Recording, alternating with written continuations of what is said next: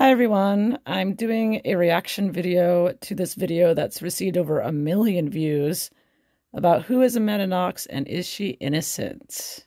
I'm not going to be going over all the facts of the case. If you want to research, you can visit www.themurderofmeredithkircher or truejustice.org, and I'll put the links below.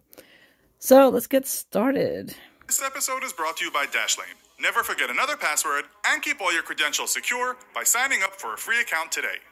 An American student was tried and convicted of murder when her British roommate was found stabbed to death in the house that they shared. All evidence suggested she was not at home when the murder took place.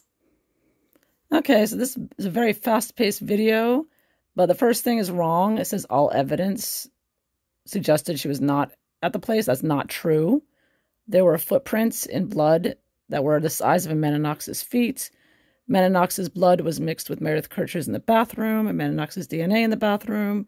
So there was ample evidence of Amanda being there at the night that Meredith was murdered.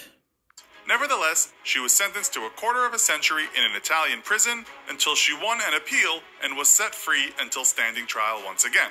She was found guilty once more until finally the decision was overturned once more, in a legal case with more twists and turns than a theme park roller coaster. So just who was this American woman, and how did she find herself in this wild situation? That's what we'll find out in this episode of the infographic.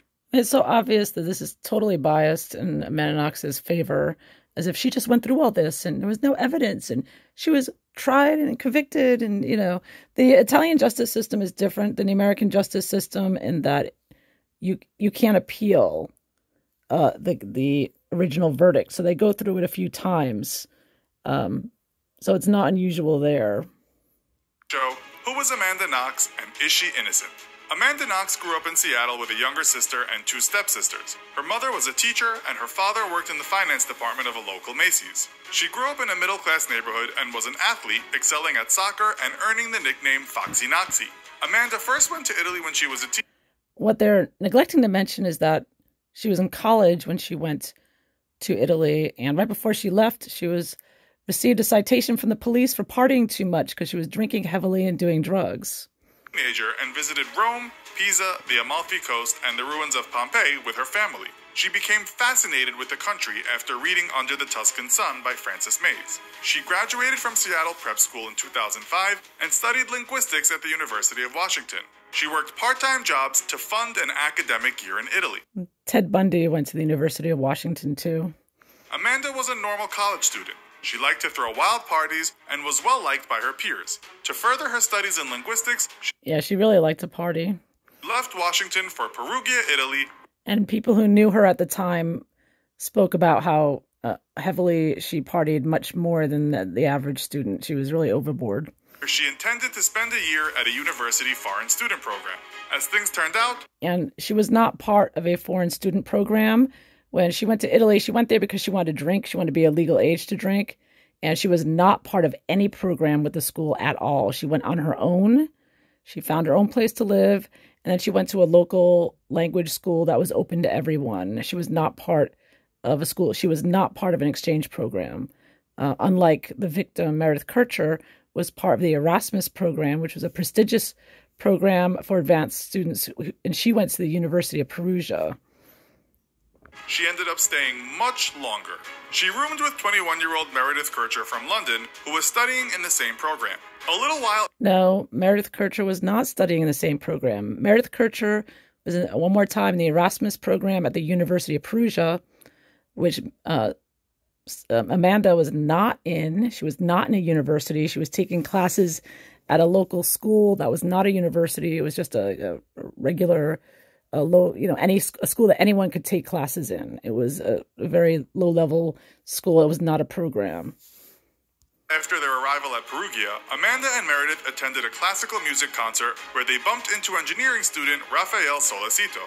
Amanda fell head over heels for this dude, who she said looked like a young Italian Harry Potter with rimless glasses and a floppy fringe. She soon started living with the young Italian, and so she met Rafael Solicito that evening, and immediately after meeting, she said, "Do you have drugs?" And he said, "Yes." So they went back to his place to smoke marijuana. or marijuana and actually hashish, which is a mixture of marijuana and other things. He liked crashing at Solicito's student apartment. Because he was a bit of a loner, he lived by himself, and the couple could get some privacy in the place set up. Rafael Solicito also had a history of collecting knives and had a knife collection, and I believe once there's a story that he attacked a girl in his school years before, so he had issues for sure. By Solicito's wealthy urologist father. The only problem with the apartment was that it was prone to flooding, and on one fateful morning... That's actually not true. That's a story they made up, but whatever. Amanda decided to leave the building while her boyfriend spoke to his dad about the plumbing. Knox left for her own building that she shared with Kircher and the two Italians to grab a shower and freshen up. Arriving back at the place, she noticed things weren't quite right. The front door to the premises had been left ajar. So, of course, now all this is Amanda's story that she told. So, according to her story, which is all you're getting with this video, is that she wasn't there the night of the murder. She just came in the next morning and noticed, oh, the front door is open. I guess I'll go in and take a shower. She called out and silence answered her. Kircher's door was shut and Amanda assumed she was asleep. After taking a shower, she noticed drops of blood in the sink. Then after going into the second bathroom, she noticed somebody had... Drops of blood in the sink that had Amanda's blood mixed with Meredith's. ...defecated in the toilet without flushing. This was most strange. Knowing her... And it should be noted also that there were problems between Amanda and Meredith, and that Amanda never flushed the toilet.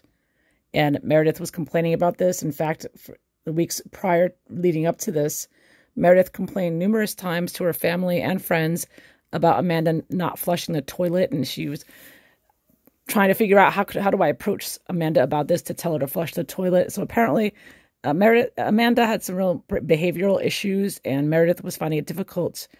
You know, they're both 21 years old.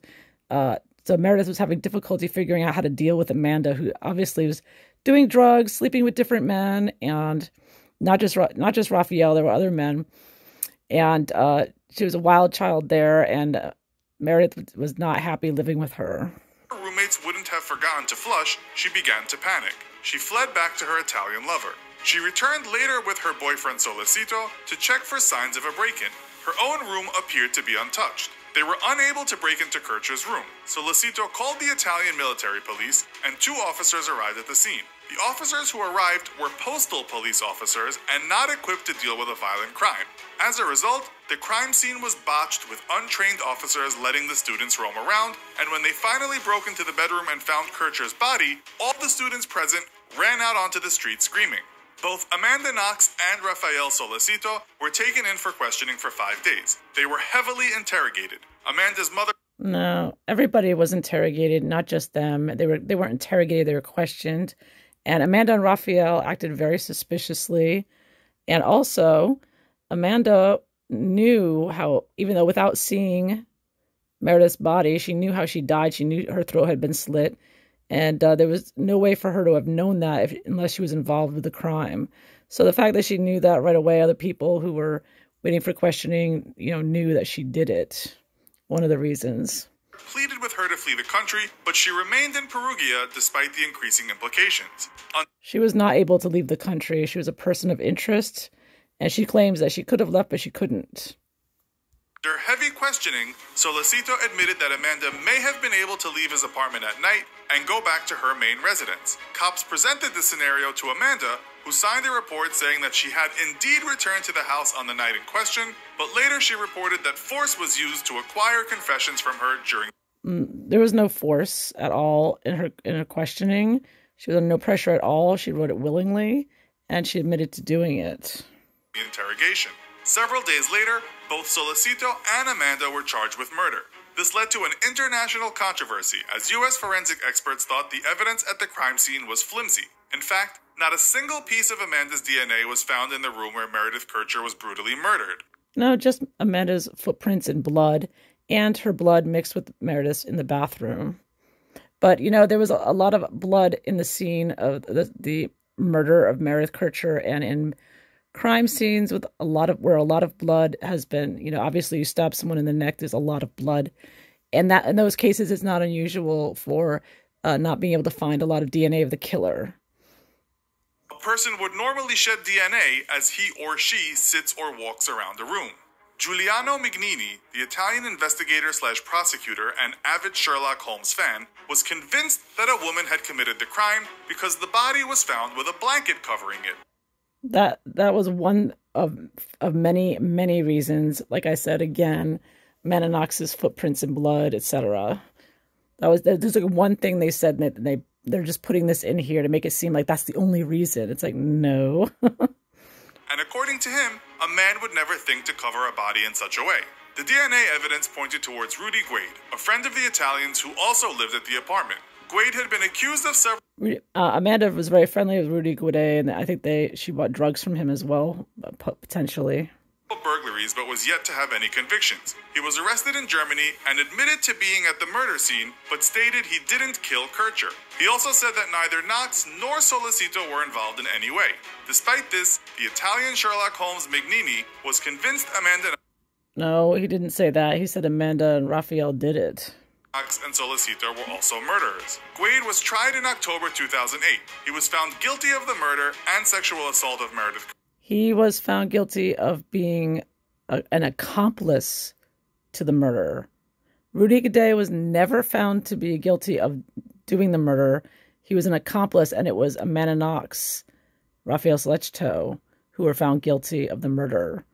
And they used their innocence fraudsters and a lot of pressure from their PR and creating an uproar, and managed to, many believe, through corruption, to get the sentence overturned illegally. But many believe she should still be in prison, or should have completed her original sentence. And was sentenced to 30 years. He is currently still serving the sentence. Knox and Solicito were tried together in a separate trial. Mignini painted Amanda as a wildly sexual young American who had dragged the influential young Italian into a world of reefer madness and murder.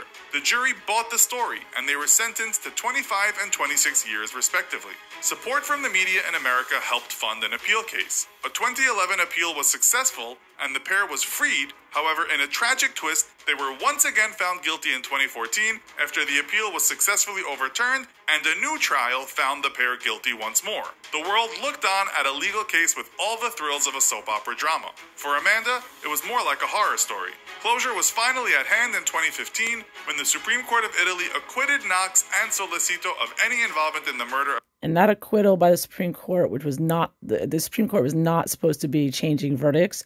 She was found guilty, and it went to the Supreme Court. It was supposed to just be approved or sent back. And instead of doing that, they actually changed the verdict that was given by the court, guilty verdict, to not guilty. She was never found innocent, but it was considered an illegal verdict by the Supreme Court. They should not have done that, and that's where the corruption came in. And some say Hillary Clinton got involved in this as well. There's a lot of pressure going on here. So a lot of shadiness around this illegal reversal of her guilty conviction by the Supreme Court in Italy. Meredith Kutcher. Knox fled Italy as fast as she could, but in August 2017, she announced that she is returning to Perugia in 2018. Yeah, and she got like $3 million for her lousy book waiting to be heard. Really ridiculous. As part of a follow-up to her best-selling memoir about her Italian struggle, Waiting to be Heard. This girl's got some... And Waiting to be Heard is full of lies, which have been debunked. Balls. While this story is full of twists and turns, what doesn't have to be so complicated is your relationship to your passwords and online identity.